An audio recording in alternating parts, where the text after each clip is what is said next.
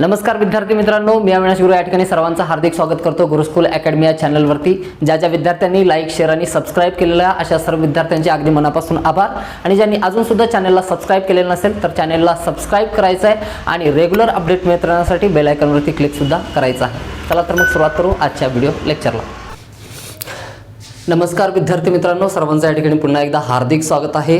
तर नंबर सिस्टीमच्या first video लेक्चरमध्ये आपण बघितलेलं होतं फ्लो चार्टच्या माध्यमामध्ये संख्यांचे एकूण प्रकार किती आहेत अशा सर्व संख्यांच्या प्रकारावरती आपण चर्चा केलेली होती। त्यामध्ये वास्तव संख्या काय असतात, अवास्तव संख्या काय आहेत, रिअल नंबर, इमॅजिनरी नंबर काय असतो यांच्यामधला डिफरन्स आपण बघितलेला होता। त्याच्यानंतर रॅशनल नंबर्स काय आहेत, इरॅशनल नंबर काय आहेत। रॅशनल नंबरमध्ये या ठिकाणी whole numbers, natural numbers, integers अशा सर्व संख्यांवरती आपण काय व्यवस्थित चर्चा केलेली आहे। ऑड नंबर असेल, इवन नंबर असेल, सम विषम संख्या, prime numbers and composite numbers, मूळ संख्या असतील, संयुक्त संख्या असतील, अशा सर्व प्रमुख प्रकारांवरती आपण चर्चा केलेली होती। संख्यांचे हे सर्व काय प्रकार लक्षात आल्याच्या नंतर अपरिमेय संख्या आणि परिमेय संख्यांमधला difference between rational number and irrational number याच्यावरती सुद्धा विधिवत चर्चा आपण काय लेसन नंबर 2 मध्ये केलेली होती। ज्या ठिकाणी आपण व्यवस्थित लक्षात घेतलेलं होतं टर्मिनेटिंग नंबर्स अँड काय non terminating and recurring number बघितले होते, non terminating non recurring number बघितले होते ज्यांना इरॅशनल नंबर असं म्हणतो। तर परिमेय संख्या आणि अपरिमेय संख्या याच्यामध्ये विस्तृत माहिती जी आहे लेसन नंबर 2 मध्ये दिलेली आहे। ज्यांनी व्हिडिओ बघितलेला नसेल त्यांनी सिरियली प्लेलिस्टमध्ये अवेलेबल आहेत। लेसन नंबर 1 असेल, लेसन नंबर 2 हे बघितल्याच्या नंतर लेसन नंबर 3 वरती यायचं आहे। अगदी आपण एक पब्लिक पोल घेतलेला होता आपल्या चॅनलवरती, ज्या ठिकाणी काय खूप साऱ्या विद्यार्थ्यांनी आपलं मत व्यक्त केलं की मॅथमॅटिक्सची तयारी जी आहे ती बेसिक टू ॲडव्हान्स व्हायला पाहिजे कुठल्याही परीक्षेच्या दृष्टिकोनातून। तर प्रत्येक विद्यार्थी मला विचारत आहेत सर हे कंबाईनसाठी उपयुक्त असेल का, सर हे ग्रुप बी साठी, ग्रुप सी साठी उपयुक्त असेल का, राज्यसेवा पूर्वच्या पेपरसाठी आम्हाला याचा उपयोग करता येईल का। प्रत्येक कुठलीही एक्झाम असेल, स्टेट PCS पासून ते डिरेक्ट रिक्रुटमेंट म्हणजे सरळ सेवा भरतीपासून ते या ठिकाणी UPSC लेवलपर्यंतचं जेवढं काही मॅथमॅटिक्स विचारलं जातं किंवा रिझनिंग विचारले जाते, क्वांटिटेटिव्ह ॲप्टिट्यूडवरती क्वेश्चन येतात। तर अशा सर्व घटकांची तयारी या बेसिक टू ॲडव्हान्स जो कोर्स आपण या ठिकाणी काय स्टार्ट केलेला आहे त्याच्यामध्ये आपण तयारी करून घेणार आहोत। अगदी संख्यांच्या काय मूळ प्रकारांबद्दल ज्याला माहिती नाही इथूनपासून आपण सुरुवात केलेली, तर कुठलाही विद्यार्थी या ठिकाणी जो सेशन काय कंप्लीट करेल त्याला कुठल्याही प्रकारची अडचण या ठिकाणी काय राहणार नाही। तर मेकिंग मॅथमॅटिक्स सिम्पल या धर्तीवरती आपण काम करणार आहोत। तर प्रत्येक मूळ संकल्पना जी आहे त्याच्यावरचं एक्सप्लेनेशन असेल, ट्रिक्स असतील, अशा सर्व गोष्टी आपण काय टप्प्याटप्प्याने घेणार आहोत। तर आजच्या व्हिडिओमध्ये आपल्याला बघायचं आहे, आपण बघितलं होतं संख्यांचे सर्व प्रकार बघितले होते, परिमेय संख्या अपरिमेय संख्या याच्यामधला डिफरन्स बघितलेला होता। तर आजच्या व्हिडिओमध्ये आपल्याला बेसिक ऑपरेशन्स ऑफ नंबर्स बघायचं आहे। अंकगणितामध्ये जेवढ्या काही संख्या आहेत तर त्या संख्यांमध्ये होणारी जी काय गणिती क्रिया आहे तर त्या गणिती क्रियेबद्दल आजच्या व्हिडिओमध्ये आपल्याला चर्चा करायची आहे। त्याच्या संदर्भात नियम काय आहेत, कोणत्या पद्धतीने काय गणिती क्रिया केली जाते या गोष्टी समजून घेणार आहोत। तर हेडिंग आपण या ठिकाणी काय टाकू, बेसिक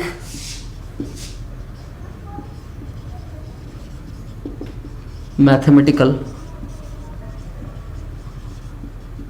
ऑपरेशन्स ऑन नंबर्स। या ठिकाणी काय मी सांगेल, जरी इंग्लिशमध्ये या ठिकाणी लिहिलेलं असलं तरी मी अनुवाद त्याचं काय करत जाईन। या ठिकाणी काय आहे तर गणितातील ज्या मूलभूत क्रिया आहेत त्या क्रियांबद्दल आपण काय माहिती करून घेणार आहोत। किती क्रिया आहेत, एकूण मूळ 4 क्रिया आहेत। या 4 क्रियांच्या व्यतिरिक्त आपण कुठलीही क्रिया गणितामध्ये करत नाही। जर या 4 क्रिया जर तुम्हाला समजल्या या ठिकाणी ॲडिशन, तर मॅथमॅटिक्समध्ये दुसरं काही नाही, याच्यापेक्षा वेगळं काही याच्यामध्ये दिलेलं नाही। ज्यावेळेस आपण स्पर्धा परीक्षेच्या दृष्टिकोनातून काय गणिताचा अभ्यास करत असतो, ॲडिशन, सबट्रॅक्शन, मल्टिप्लिकेशन आणि डिव्हिजन, बेरीज, वजाबाकी, गुणाकार आणि भागाकार। तर या 4ही क्रियांबद्दल आपल्याला माहिती करून घ्यायचं आहे। बघा नियम काय असतो, बेरीज करत असताना, वजाबाकी करत असताना, गुणाकार करत असताना आणि भागाकार करत असताना चिन्हांचे नियम काय आहेत हे या व्हिडिओ लेक्चरमध्ये आपल्याला बघायचं आहे। एकदा जर समजलं, बघा ज्यावेळेस आपण ॲडव्हान्स मॅथमॅटिक्सचा विचार करू, ज्यावेळेस रेल्वेचा गणित असेल, सरासरीचा गणित असेल, सूट रिबेट कमिशन असेल, पर्सेंटेज असेल, बँकिंगशी रिलेटेड गणितं असतील, टक्केवारीशी, नफा तोटा आहे, खूप सारे वयवारी आहेत, गुणोत्तर प्रमाण आहे, प्रत्येक चॅप्टर आपण घेणार आहोत या ठिकाणी. तर त्या प्रत्येक चॅप्टरमध्ये प्रवेश केल्याच्यानंतर क्वेश्चन सॉल्व करत असताना त्या ठिकाणी जी कन्सेप्ट आहे, म्हणजे या ठिकाणी वेग बरोबर सूत्र काय आहे त्याचा वापर करून आपण रेल्वेची उदाहरणं सोडवतो. सरासरीचा फॉर्म्युला काय बघून ते सरासरीवरले काय क्वेश्चन्स ॲडव्हान्स लेवलपर्यंत आपण सोडवतो. काळकाम वेगवरचे जे गणित आहेत त्या ठिकाणी ती संकल्पना म्हणजे तिथं व्यस्त प्रमाण आहे, समप्रमाण आहे, या गोष्टी लक्षात घेऊन आपण सॉल्व करतो. शेवटी आपण ती संकल्पना मांडून झाल्याच्यानंतर सगळ्यात शेवटी आपल्याला करायचं काय असतं त्या नंबरसोबत? बेरीज, वजाबाकी, गुणाकार किंवा भागाकार. आणि प्रत्येक प्रकारच्या संख्येचा आपल्याला बेरीज, वजाबाकी, गुणाकार, भागाकार जमायला पाहिजे. कुठल्या आपल्या संख्या आपल्यासाठी येऊ शकतात काय हे बेरीज, वजाबाकी, गुणाकार, भागाकार करत असताना? नैसर्गिक संख्या असतात ज्याच्यामध्ये साधारण अशी पूर्णांक संख्या ते 2 असेल, 3 असेल. समजा या धन संख्या झाल्या, या झाल्या ऋण संख्या आहेत, वजा 2.3 ही ऋण पूर्णांक, या ठिकाणी काय ऋण अपूर्णांक संख्या आहे, त्याच्यात 2.3 ही धन अपूर्णांक संख्या आहे, वर्गमूळामध्ये 2 ही अपरिमेय संख्या आहे, 2चा या ठिकाणी घातांक 3 ही काय घातांकित संख्या आहे. तर अशा सर्व संख्यांचा त्याच्यानंतर 2/3 वजा 2/3 अशा प्रकारे या व्यवहारी अपूर्णांकाच्या संख्या असतात. तर अशा सर्व संख्यांचा कुठल्याही संख्येसोबत म्हणजे व्यवहारी अपूर्णांकाचा दशांश अपूर्णांकासोबत, नैसर्गिक संख्येचा या ठिकाणी काय ऋण संख्येसोबत असेल, नैसर्गिक संख्येचा या ठिकाणी दशांश अपूर्णांकासोबत असेल, दशांश अपूर्णांक संख्येचा घातांकित संख्येसोबत असेल किंवा घातांकित संख्येचा या ठिकाणी काय करणीयुक्त संख्या जी आहे त्या संख्येसोबत असेल. ज्यावेळेस बेरीज, वजाबाकी, गुणाकार, भागाकार करायचा आहे तर त्यावेळेस कुठल्या नियमानुसार बेरीज आणि वजाबाकी केली जाते? आजच्या पिरियडमध्ये आपण बेरीज आणि वजाबाकी या 2 क्रियांवरती विशेष लक्ष देणार आहोत. ॲडिशन आणि सबट्रॅक्शन करत असताना कुठले या ठिकाणी काय नियम आपल्याला काय लक्षात घ्यायचे आहेत, ट्रिक्स डिपेंड करतात याच्यावरती. बघा ट्रिक्स वेगळं काही नसतं, मूळ जो गाभा आहे तुम्हाला कन्सेप्ट जर क्लिअर झाली तर ट्रिक तुम्ही स्वतः शोधू शकता त्याच्यामध्ये.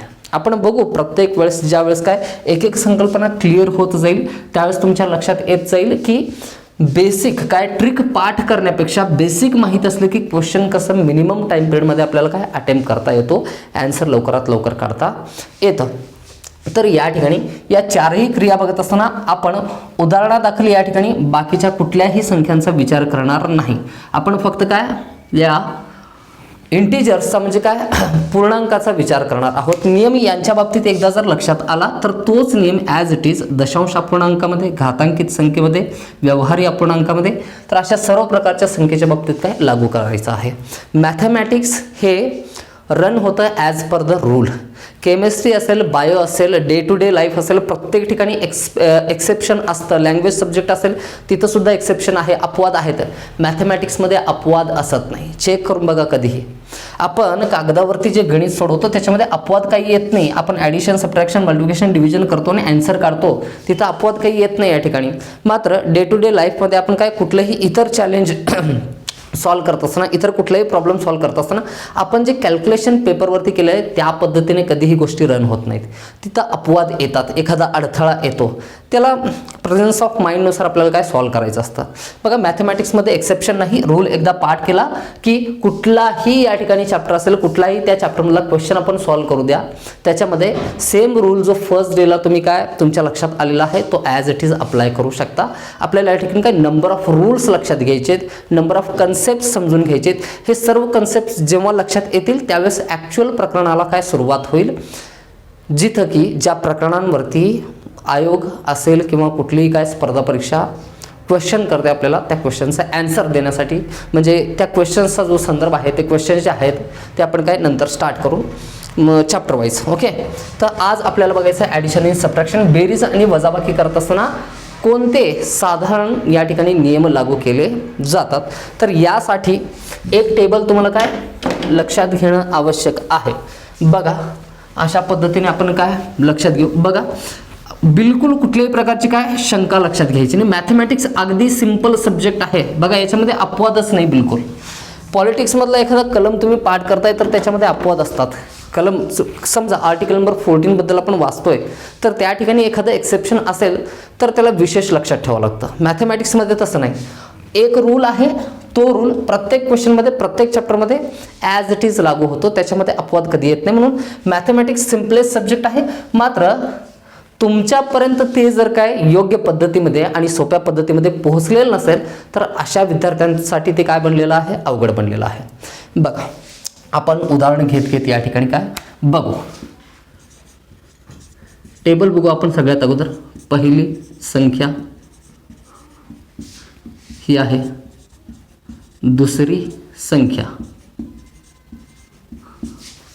यानंतर या ठिकाणी असेल क्रिया आणि या ठिकाणी असेल उत्तराचे चिन्ह.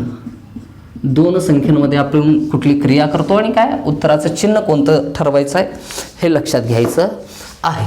बघा त्या अगोदर नंबर लाईन लक्षात घ्या. अशा पद्धतीने या संख्या रेषेवरती आहे ना विश्वातील सर्व संख्या सामावू शकतात.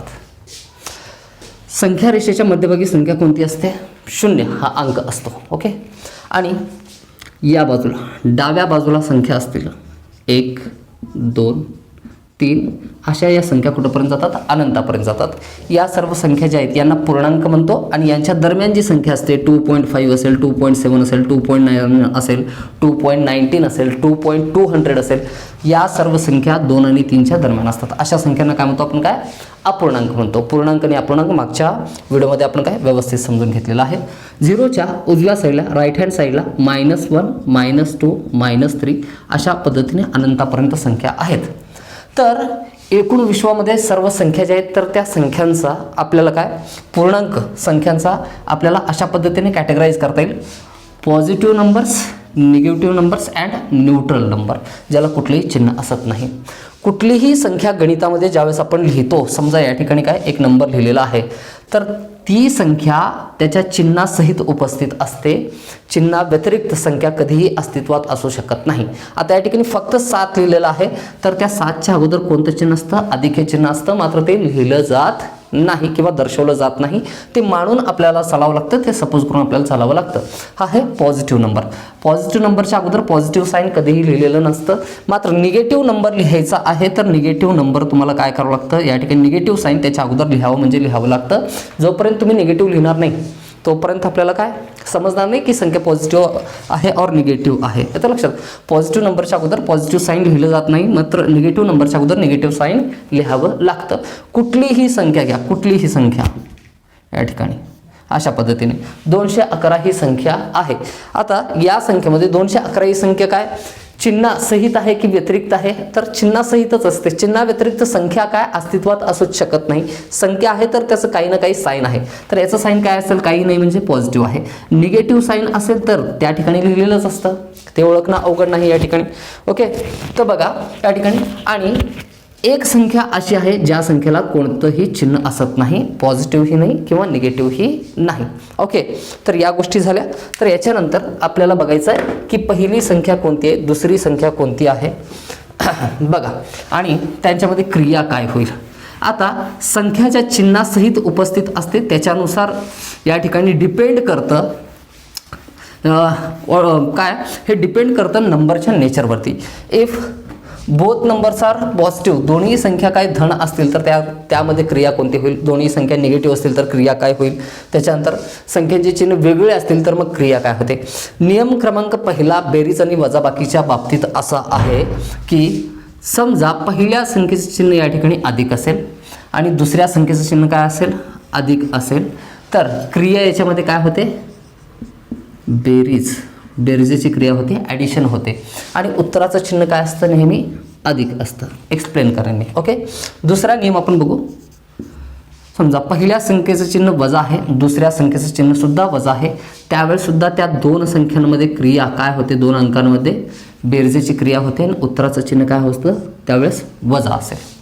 या दोनही नियमांना एकत्रितपणे असं सांगता येईल. बघा इथं नियम काही विद्यार्थ्यांना आहे ना, जे अगदी बिगिनर असतील किंवा मॅथमॅटिक्स ज्यांना काय खूप अगोदरपासून अवघड वाटलेलं आहे त्यांना मे बी नियम आता मी तोंडी सांगत असताना लक्षात येणार नाही, त्याचं ॲप्लिकेशन करता येणं महत्त्वाचं आहे. बघा ज्यावेळेस तुम्हाला नंबर देईन त्यांचं ॲडिशन किंवा सबट्रॅक्शन किंवा करायचं हे लक्षात आलं तर नियम लक्षात आला, नियमाचं उपयोजन कसं करायचं, ॲप्लिकेशन कसं करायचं हे लक्षात आलं तर बस आपल्याला नियम लिहायचा नाही पेपरमध्ये जाऊन, आपल्याला क्वेश्चन सॉल्व्ह करायचा आहे. तर या ठिकाणी जर दोनही संख्यांचे चिन्ह समान असतील, पहिल्या आणि दुसऱ्या संख्येत चिन्ह अधिक अधिक असेल, पहिल्या आणि दुसऱ्या संख्येत चिन्ह वजा वजा असेल, तर अशा दोनही परिस्थितींमध्ये संख्यांची काय होते, बेरीज होते. आणि चिन्ह जर अधिक अधिक असतील तर उत्तराचं चिन्ह अधिक, चिन्ह जर वजा वजा असतील तर उत्तराचं चिन्ह वजा. एक्झाम्पल बघू आपण यासाठी. बघा अशा पद्धतीने आपल्याला लिहिता येईल. समजा 2 ही संख्या आहे, चिन्ह आहे अधिक, आणि दुसरी संख्या 3 ही संख्या आहे. आता 2 अधिक 3 बरोबर 5 हे उत्तर लिहायला कोणीही चुकत नाही. अगदी बालवाडीपासून किंवा फर्स्ट सेकंड स्टँडर्ड पासून आपण ॲडिशन शिकलो ना, 2 + 3 = +5 असतं, हे कोणाचे उत्तर चुकणार नाही. मात्र या नियमाचा उपयोग आपण इतर संख्यांमध्ये, इतर पदांमध्ये ज्यावेळेस करतो त्यावेळेस गडबड होते. हा नियम ॲज इट इज लागू करत असताना द्विधा मनस्थितीमध्ये असतात विद्यार्थी. ते सांगण्याचा प्रयत्न करेन मी शेवटी. बघा एकदा नियम लक्षात घेऊ. समजा 2 ही संख्या ऋण आहे आणि 3 ही संख्या सुद्धा ऋण आहे.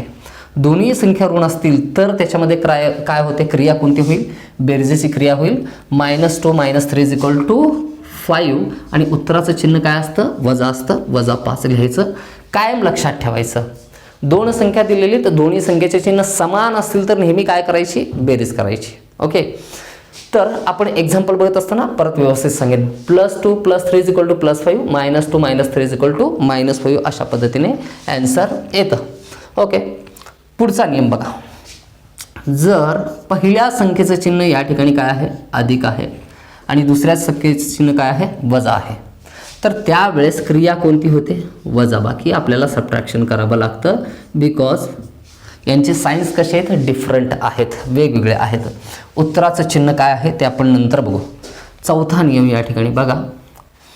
पहिल्या संख्येत चिन्ह वजा असेल आणि दुसऱ्या संख्येत चिन्ह अधिक असेल, तर या ठिकाणी सुद्धा काय, संख्यांचे चिन्ह वेगवेगळे आहेत दोन्ही संख्यांचे, तर त्यावेळेस सुद्धा काय होते, वजाबाकी होते, सबट्रॅक्शन होतं. आणि या दोन्ही परिस्थितींमध्ये उत्तराचं चिन्ह जे आहे ते मोठ्या संख्येचे चिन्ह असते. बघा आता ही क्रिया सर्व विद्यार्थ्यांना जमते. आपण एक्झाम्पल बघू अगोदर. थर्ड जो रूल बघितला आहे, फर्स्ट नंबर जर पॉझिटिव्ह आहे आणि सेकंड नंबर जर निगेटिव्ह आहे तर दोघांमध्ये काय होतं, सबट्रॅक्शन होतं, वजाबाकी होते. तर नेहमी लक्षात ठेवायचं, ज्या वेळेस वजाबाकी होते, वजाबाकी केव्हाही लहान अंकामधून काय, मोठ्या अंकाची होत नाही, तर मोठ्या अंकामधून लहान अंकाची होते. तर 3 मधून 2 गेलं, उत्तर किती आलं, 1. आता प्रश्न राहिला कशाचा, चिन्ह कोणतं द्यायचं उत्तराचा. मोठी संख्या कोणती आहे, 3 आहे, तर -1 ॲन्सर असेल. जर समजा पहिली संख्या या ठिकाणी कोणती आहे, ऋण आहे, आणि दुसरी संख्या कोणती आहे, धन आहे, तर त्यावेळेस सुद्धा काय होईल, दोघांमध्ये वजाबाकी, आणि वजाबाकी नेहमी होते मोठ्या संख्येतून लहान संख्या. 3 - 2 1, उत्तरात चिन्ह काय, मोठ्या संख्येचं आहे. तर अशा पद्धतीने काय, हे ॲन्सर आपल्याला काय लिहिता येतं. ओके. तर अशा पद्धतीने मला सांगता येईल की या तिसऱ्या आणि चौथ्या नियमाच्या संदर्भात 2 संख्या दिलेले, दोन्ही संख्याचे चिन्ह जर काय वेगवेगळे असतील, विभिन्न असतील, विपरीत असतील, डिफरंट असतील, तर त्यावेळेस त्या दोनही संख्यांचा आपण काय करतो, वजाबाकी करतो, सबट्रॅक्शन करतो, आणि जे उत्तराचे चिन्ह आहे ते मोठ्या संख्येचे चिन्ह त्यांना देऊन टाकतो. हा एवढा साधा सिंपल नियम आहे. आता संख्या कोणत्याही पद्धतीने लिहिलेल्या असतील. तर आता उदाहरणांचा आपण काय या ठिकाणी थोडासा विचार करू. बघा एक्झाम्पल बघितल्याच्यानंतर तुमच्या लक्षात येईल. या ठिकाणी समजा एक उदाहरण या ठिकाणी काय मी देतोय, 7 + 5 = किती असतं, 12 असतं. हे उदाहरण सगळ्यांना जमतं. त्याच्यानंतर दुसरं उदाहरण सांगतो मी, 7 - 5 = किती असतं, 2 असतं. हे दोनही प्रकारचे जे गणित आहेत, तर ही क्रिया कुठलाही विद्यार्थी चुकत नाही. मोठ्या संख्येतून लहान संख्या वजा करायची आहे तर उत्तर चुकत नाही कधी, आपण 2 लिहून टाकतो. 7 अधिक 2 धन संख्या आहेत, त्यांची बेरीज आहे, इथं सुद्धा कधी उत्तर चुकत नाही. विद्यार्थ्यांची गडबड होते या दोन प्रकारच्या काय उदाहरणांमध्ये. जर -7 आणि -5 दिलेलं आहे तर त्यावेळेस नियम काय सांगितलं आहे, समान चिन्ह असतील तर बेरीज करा आणि उत्तराचं चिन्ह वजा द्या. -12 या ठिकाणी -12 हे आन्सर आलं. ओके, हा झाला. तर दुसरा जो नियम आहे वजाबाकीचा, तर यांच्या संदर्भात लक्षात ठेवायचं, संख्या कशाही दिली असतील, 7 - 5 = 2 आहे आन्सर. आता -5 आता -5 अगोदर लिहिलेलं आहे आणि +7 नंतर लिहिलेलं आहे. याच्यामुळे काय फरक पडतो का? आपण इथं नियम कोणता लागू करतो? नियम लक्षात घ्या. हां, क्रिया आपण ही केलेली आहे. ट्रायल आणि एरर मेथडने आपण हे लहानपणी असताना काय शिकतो. हां, 12 - 5 = 7 हे आपल्याला येतं. 13 - 12 = 1 हे येतं आपल्याला. -12 + 13 = म्हणल्यानंतर गडबड होते विद्यार्थ्यांना. ज्यावेळेस बघा शिकत असताना लहानपणी जेव्हा तो नियम तिथं लक्षात आला नाही, त्याच्यानंतर आयुष्यामध्ये नेहमी ज्या वेळेस असा एक्झाम्पल विद्यार्थ्याच्या समोर येतो, विद्यार्थ्याला अडचण निर्माण होते. आणि जोपर्यंत ती अडचण दूर करत नाही, अडचण काय हेच तर लक्षात यायला पाहिजे ना. आपल्याला काय येत नाही हे लक्षात आलं तर आपण ते शिकण्याचा प्रयत्न करू. जर लक्षातच आलेलं नसेल तर मॅथमॅटिक्स तुमच्यासाठी एक चॅलेंज बनून राहिलेलं असेल आणि मॅथमॅटिक्स तुमच्यासाठी एक अवघड सब्जेक्ट बनून राहिलेला असेल. तर या ठिकाणी बघा, तर अशा पद्धतीने आपल्याला काय म्हणता येईल. आता संख्या कशाही लिहिलेल्या असतील, -5 अगोदर आणि +7 नंतर, ॲन्सर काय येणार आहे? दोघांचं सबट्रॅक्शनच करायचं आहे. सबट्रॅक्शन 7 - 5 दॅट इज 2 आणि मोठ्या संख्येत चिन्ह काय? अधिक. तर या ठिकाणी सुद्धा उत्तर किती येतं? 2 येतं. या ठिकाणी सुद्धा उत्तर 2 येतं. संख्याची जागा जर आपण बदललेली असेल म्हणून उत्तरामध्ये फरक पडत नाही. पुढचा एक्झाम्पल समजा अशा पद्धतीने दिलेला आहे, +5 - 7. काय करायचं आहे? एक पॉझिटिव्ह नंबर आहे, एक निगेटिव्ह नंबर आहे. सबट्रॅक्शन करा, वजाबाकी करा. उत्तर किती येतं? 2. संख्येचं उत्तराचं चिन्ह काय असेल? मोठ्या संख्येचं चिन्ह वजा. किंवा अशा पद्धतीने दिलेलं आहे, -7 + 5 दिलेलं आहे. या दोन्ही उदाहरणांमध्ये काही चेंज नाही आणि या 2 उदाहरणांमध्ये सुद्धा काही चेंज नाही. फक्त संख्या आपण काय मागं पुढे लिहिलेली आहेत. -7 अगोदर लिहिलं आहे आणि +5 नंतर लिहिलं आहे. दोघांमध्ये काय होतं बघा, चिन्ह वेगळे आहेत तर वजाबाकी करायची. उत्तर लिहायचं 2. 7 म्हणून 5 गेले 2. मोठ्या संख्येत चिन्ह वजा. या दोघांचं सुद्धा उत्तर सेम, या दोघांचं सुद्धा उत्तर सेम आलेलं आहे. तर नियम लक्षात आला आहे. तर हा नियम प्रत्येक ठिकाणी काय लागू करायचा आहे. आपण या ठिकाणी बघत असताना जेवढे काही एक्झाम्पल मी या ठिकाणी सांगितले आहेत हे सर्व पूर्णांक आहेत. हा नियम ॲज इट इज अपूर्णांकामध्ये लागू करायचा आहे. मग तो दशांश अपूर्णांक असेल, व्यवहारी अपूर्णांक असेल किंवा एखादी टर्म असेल, घातांकित संख्या असेल, कुठली करणीयुक्त संख्या असेल, कुठलीही संख्या असेल तर त्या प्रत्येक संख्येमध्ये अशा पद्धतीने आपण काय हेच नियम लागू करायचे आहेत. नियम परत एकदा मी सांगतो. आपण वेगवेगळ्या प्रकारची एक्झाम्पल्स बघू. ज्यावेळेस आपण सरासरी काढणार आहोत, कुठलाही आपण चॅप्टर डिस्कस करणार आहोत, ज्याच्या वेळेस ॲडिशन किंवा सबट्रॅक्शन करायचं, याच्यानंतर या व्हिडिओच्या नंतर तुमचं ॲडिशन किंवा सबट्रॅक्शन चुकता कामा नाही.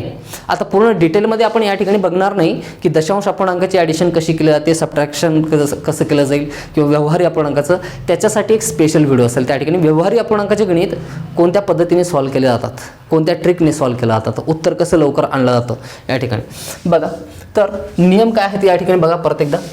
2 संख्यांचे चिन्ह समान असतील, दोन्ही संख्यांचे चिन्ह समान असतील तर नेहमी काय करायची? बेरीज करायची. जे चिन्ह त्या संख्यांचे आहेत ते चिन्ह देऊन टाकायचे. अधिक असतील तर अधिक, वजा असेल तर वजा. ओके. दोन्ही संख्याचे चिन्ह जर काय वेगवेगळे असतील, डिफरंट असतील, पॉझिटिव्ह आणि निगेटिव्ह, वजाबाकी करायची बिंदासपणे. मोठ्या संख्येतून लहान संख्या गायब करा, राहिलेलं उत्तर लिहा. उत्तराचं चिन्ह काय असतं? जी मोठी संख्या आहे ती शोधा. मोठी संख्या तर शोधता येते ना, ग्रेटर नंबर स्मॉलर नंबर. तर त्या संख्येचं जे चिन्ह आहे ते उत्तराला देऊन टाकायचं. एवढाच बेसिक नियम आहे ॲडिशन आणि सबट्रॅक्शनचा. मल्टिप्लिकेशन आणि डिव्हिजन, गुणाकार आणि भागाकारावरती चर्चा जी आहे ती नंतरच्या व्हिडिओमध्ये होईल.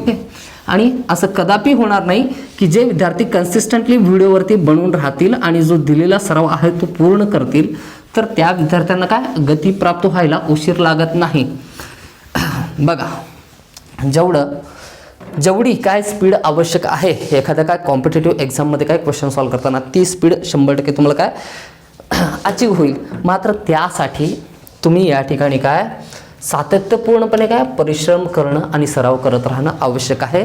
येते लक्षात.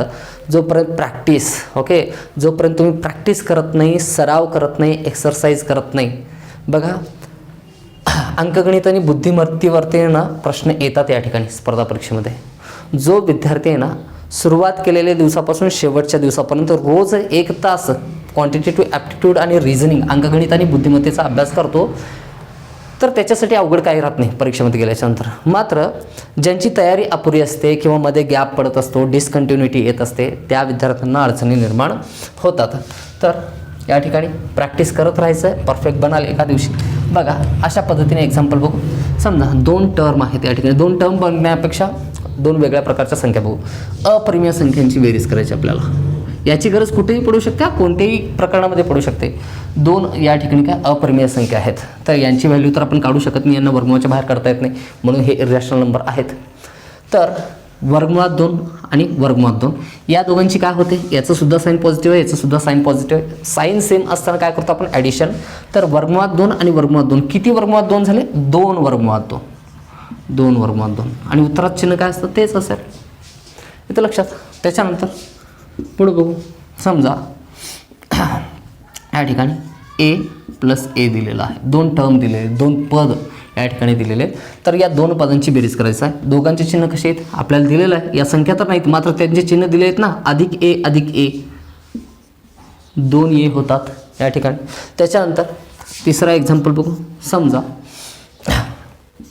2.5 अधिक 2.5, साधारण काय पूर्णांक संख्या आपण बघितलेल्या आहेत. त्याच्यानंतर काय अपरिमेय संख्या बघतोय, पद बघतोय, दशांश अपूर्णांक बघतोय. दशांश अपूर्णांकाची बेरीज करत असताना 2.5 अधिक 2.5 किती होतं, 2.5 आणि 2.5. ॲन्सर आपल्याला माहिती आहे किती, 5 होतं.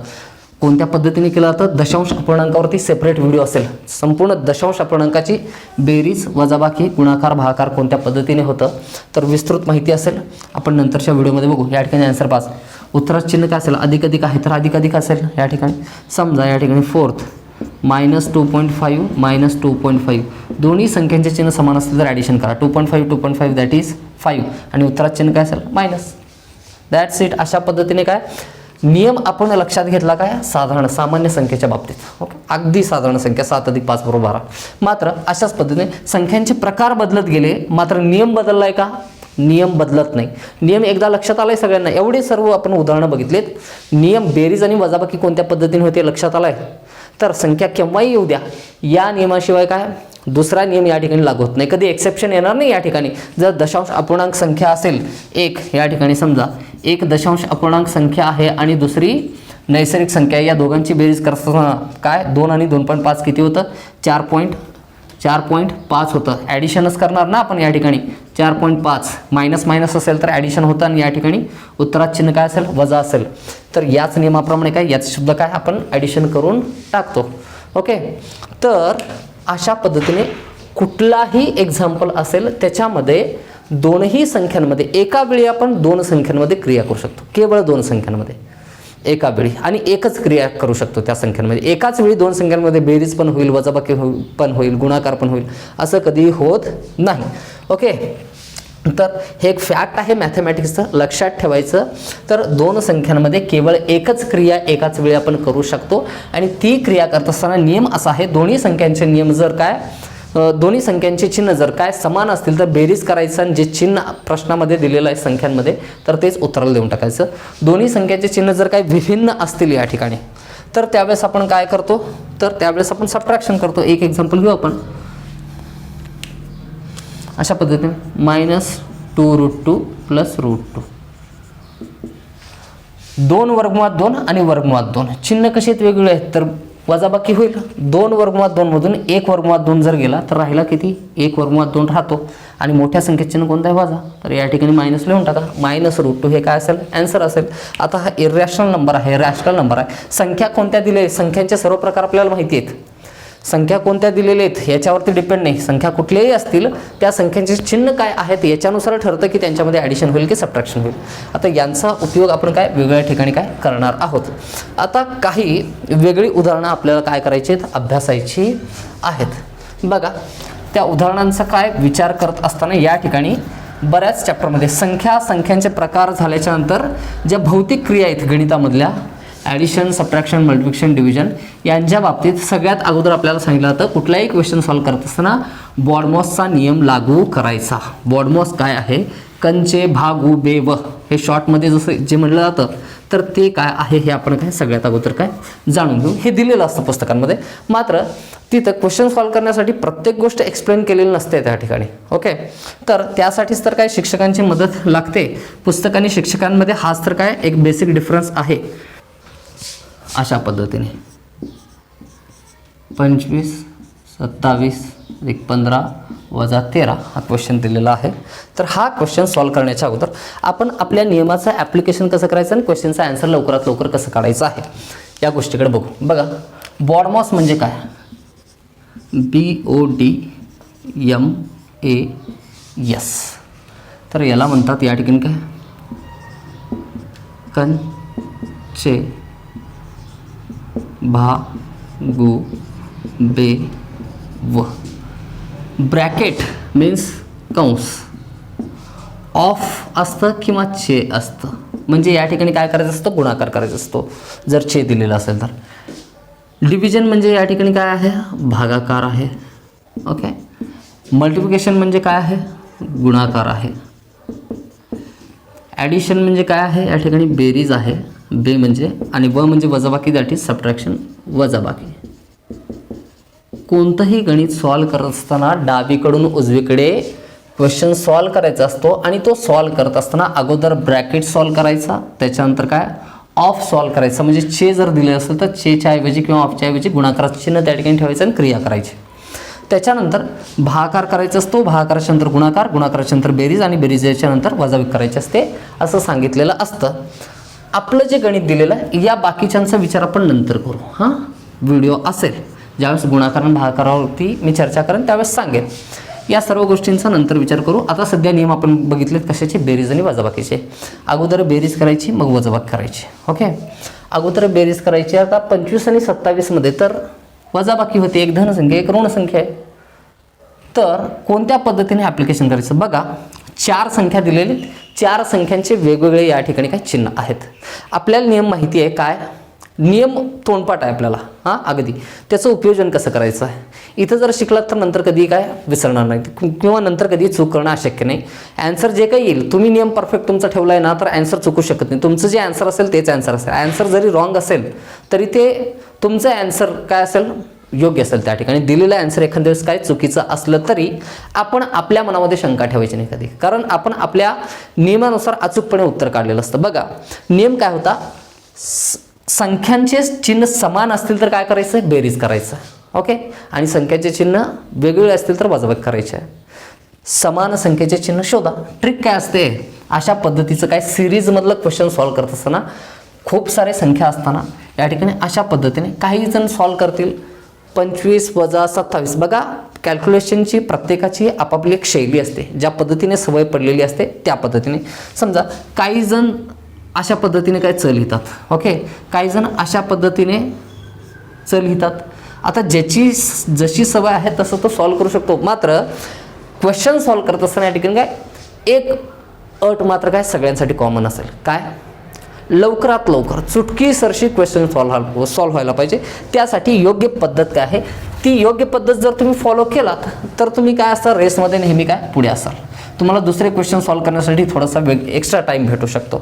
ओके. तुमचं उत्तर काय अचूक असण्यासाठी काय करणं आवश्यक आहे, समान संख्या आहेत कुठल्या कुठल्या, म्हणजे संख्या ज्यांचे चिन्ह समान आहेत, +25 +15, -27 -13, +25 आणि +13 काय आहे, पॉझिटिव्ह नंबर आहेत दोन्ही. ॲडिशन होते दोघांची.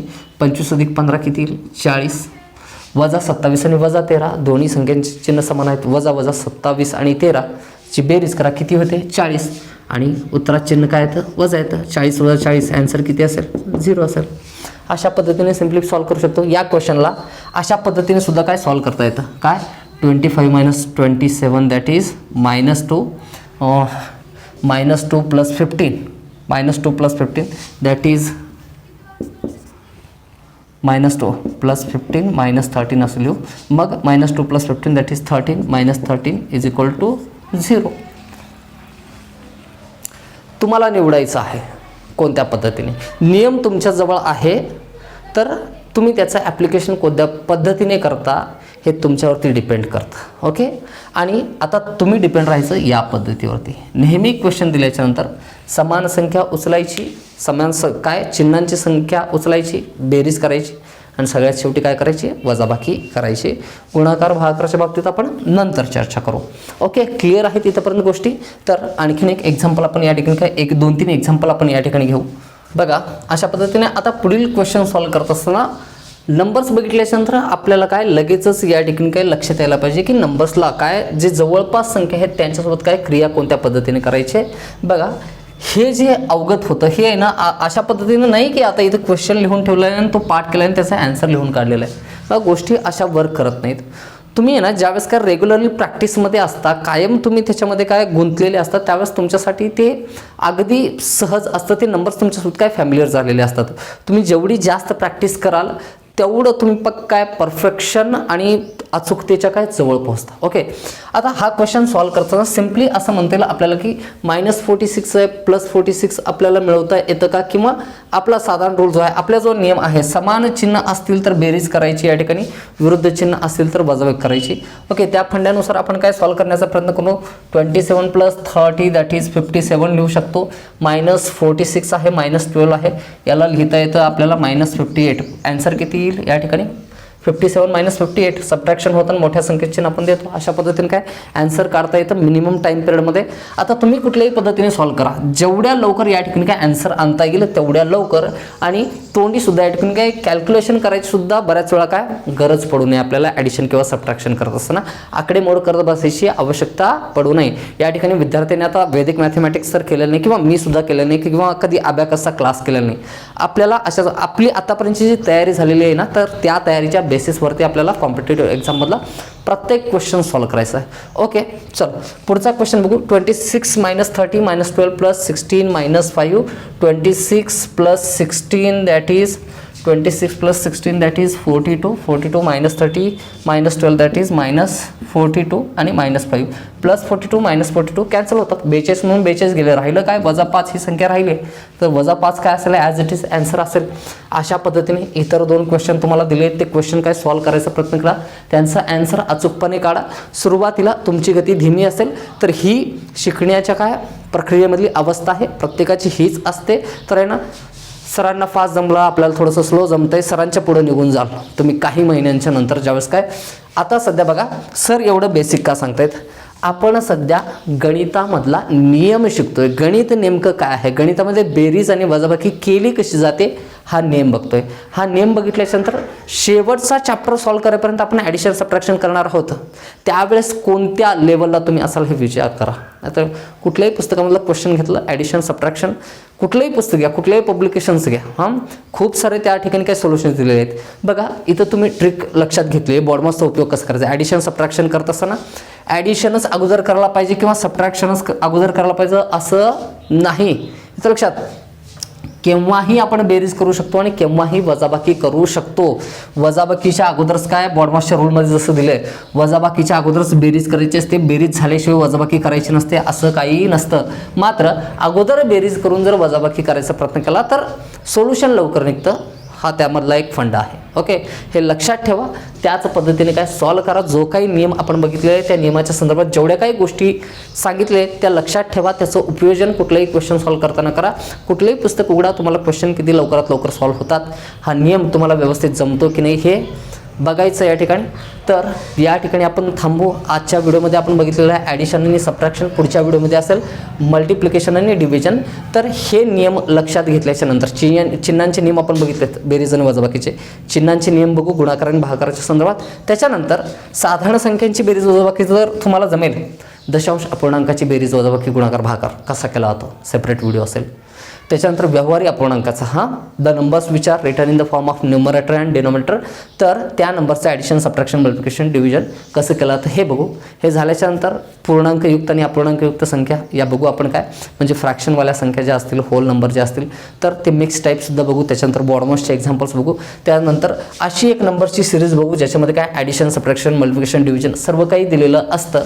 तर हे सर्व बघितल्याच्या नंतर मग हळूहळू आपल्याला काय चॅप्टरला सुरुवात करता येईल. त्याच्या अगोदर आपण काय वर्ग काय असतं, वर्गमूळ काय असतं, तर याच्यामध्ये सुद्धा काय डिटेलमध्ये जाऊन बघू. ट्रिकनुसार एखाद्या संख्येचा वर्ग कसा काढला जातो, वर्गमूळ कसा काढला जातो. सर या सर्व गोष्टी डिस्कस करू. व्हिडिओ तुम्हाला कसा वाटला याबद्दल नक्की कमेंटमध्ये कळवायचं आहे. तर या दोनही क्वेश्चन्स काय आन्सर व्हिडिओमध्ये काय कळवा. तर अशा प्रकारच्या दर्जेदार व्हिडिओमध्ये पुन्हा एकदा भेटू. धन्यवाद.